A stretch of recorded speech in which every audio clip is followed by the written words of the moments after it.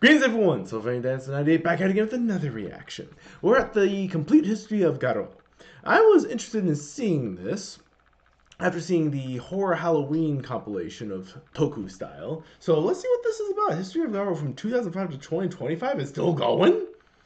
How have I not heard of this series before? This one looks awesome, especially with the looking like demonic knights and also a demonic samurai looking guy right there. And this looks like a pretty fun time.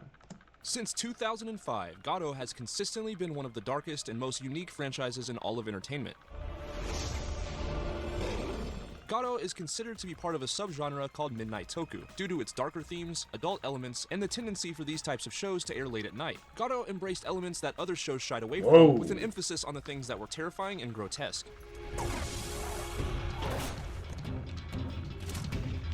Throughout GARO's miniseries and films, fans watched in amazement as the Makai Knights took on demon-like creatures called horrors, all while looking absolutely incredible. No kidding. This video is going to cover every single season of GARO, plus the movies, the game, and even anime projects, so sit back and relax. This is the complete history of GARO. So that explains. Okay, so they do have games and animes, because I thought I saw a clip of one of these guys before. I think it was the samurai guy. But dang, okay, now I know. There's confirmation that this is a thing. In 2005, the original, groundbreaking GARO series debuted, introducing the world to Koga Seijima, a Makai Knight, played by Ryosei Konishi. Due to the dark and negative thoughts of humans in the show, creatures called horrors constantly manifest into existence, preying on these humans and turning them into horrific abominations. Koga pursued these horrors and lived a life committed to snuffing them out.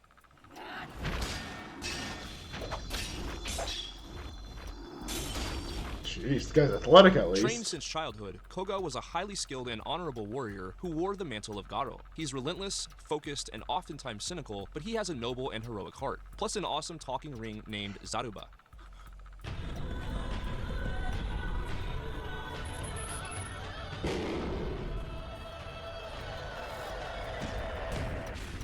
During Koga's journey, he encounters a woman named Kaoru, played by Mika Hiji, who was also featured on Kamen Rider Blade as an orchid undead. Kaoru becomes stained by horror blood, prompting Koga to eliminate her, but he decides to spare her instead, treating her at times like horror bait, and they eventually catch feelings for each other. Okay, that's both mean yet impressively genius for that strategy. Who's this?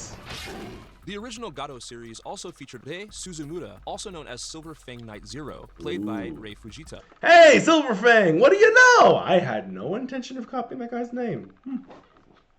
Who also appeared in Kamen Rider Fives at only 14 years old as Kitazaki, the dragon Orphanok that becomes Delta. Zero is a silver Makai Knight with a more laid-back personality compared to Koga's, although he can still handle himself in a fight when the time comes. Zero uses a Mado necklace called Silva. This show also featured Barago, played by Masaki Kyomoto. GARO also dealt with the Three Priestesses, a villainous faction of three young girls who would eventually combine into an entity named Gun.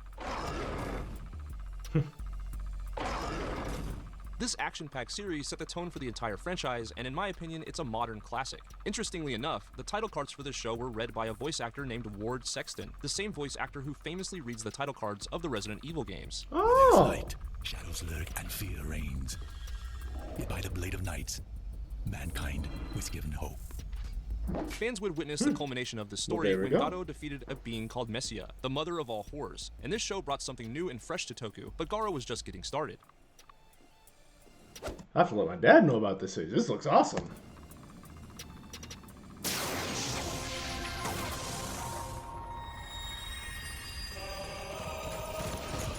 The next GARO project was a two-part special called Beast of the Demon Knight, also called Beast of the White Knight and Beast of the Midnight Sun. Continuing the story of the original series, this special sees the reassignment of Koga to the Northern District. A young priestess in training named Rin, played by Yuzumi Shibamoto, desperately searches for Koga. When meeting Koga, she insists that she has a message from Amon, who wanted him to rescue Jabi, who is supposedly trapped in the spiritual realm. Although he's hesitant, Koga agrees to help Rin. At the same time, another horror named Legulis comes to life and begins building his army of minions. Legulis was played by Masashi Hirose of Ultraman Zoffi fame. Koga and Rin went to the Makai realm to save Jabi, and although it's a perilous journey full of danger and conflict, they are eventually able to rescue her.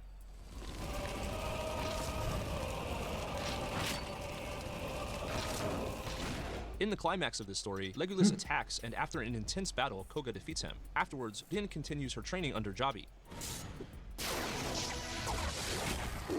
Ooh, love the speed he's got.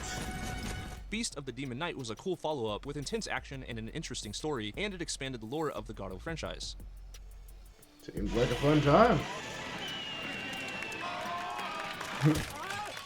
GARO got a PS2 game in 2006 called Golden Knight GARO. This was a fighting game featuring multiple game modes and 15 of the most popular characters in the franchise, like Zero, Kiba, and GARO himself. It also featured special features like a gallery.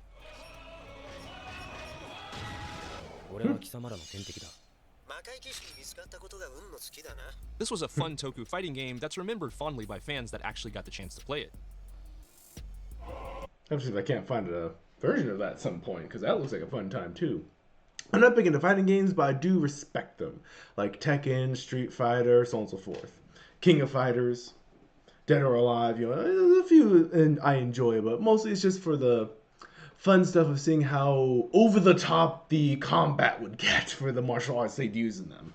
Because, you know, it's not every day you literally tornado spin 4 times while holding someone, somehow suplex them mid-air in order to slam down like a reverse pile driver that's upside down to make the ground quake and then leap off them while kicking them, and then you come down with a hammer kick while you're still mid-air. Yeah, I think you'd stop about halfway through the tornado spins because you're kind of missing the generational force to keep that up.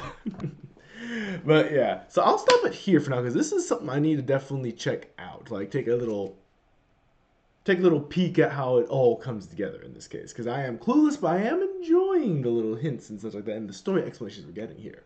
Anyway, hope you guys are enjoying this. I look forward to seeing the next part with y'all, with the next part of History of GARO. You guys take care. I'll see you in the next video. Bye!